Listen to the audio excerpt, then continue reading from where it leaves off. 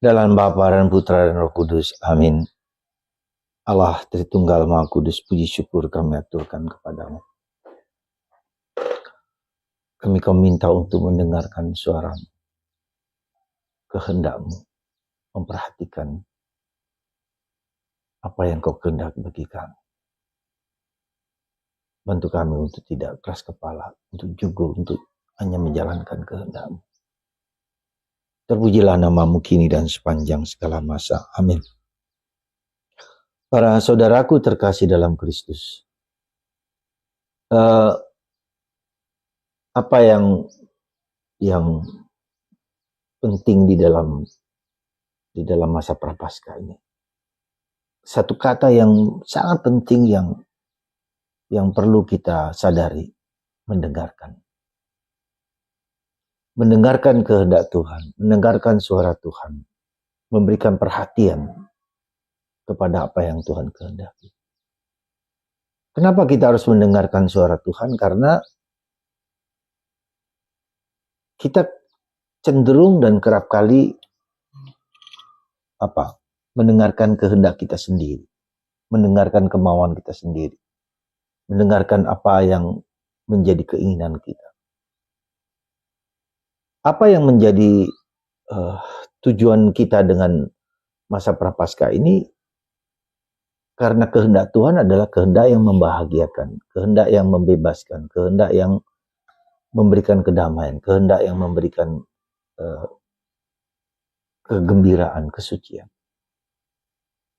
Nah, karena itulah maka bacaan pertama hari ini dari kitab Yeremia mengatakan, dengarkan kehendakku, berikan perhatian.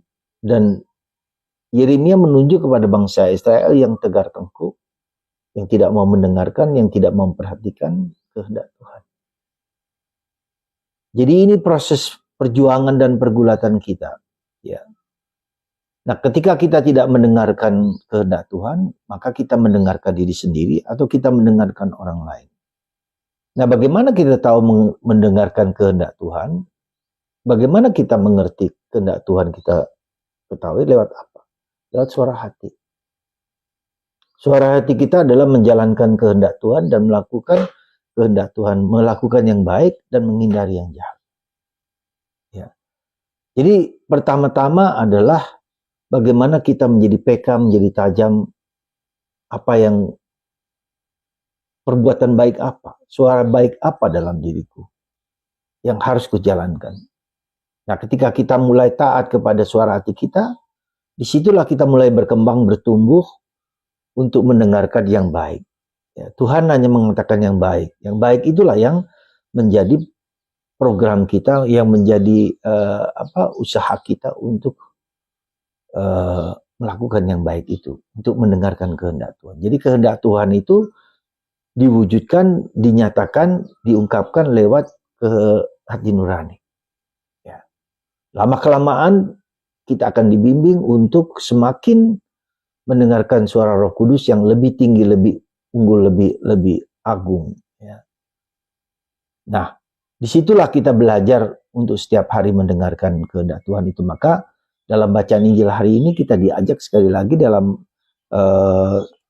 dikatakan bahwa apa yang kita lakukan itu, yaitu hati-hati itu dengan kehendak iblis, suara iblis. Ya. Karena di situ iblis pun bisa menipu. Ya. Seperti Kristus, dia mengatakan, Yesus, kalau engkau anak Allah, ubahlah batu ini menjadi roti. Ya. Jadi iblis pun bisa menggunakan kitab suci untuk menjatuhkan kita juga. Yang nampaknya baik bisa menjadi buruk. Itu bisa terjadi ketika orang keras kepala jugul, ya, keras kepala. Orang yang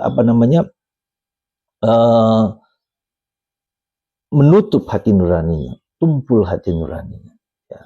Maka mari saudaraku terkasih, mari kita dengarkan kehendak Tuhan lewat suara hati kita.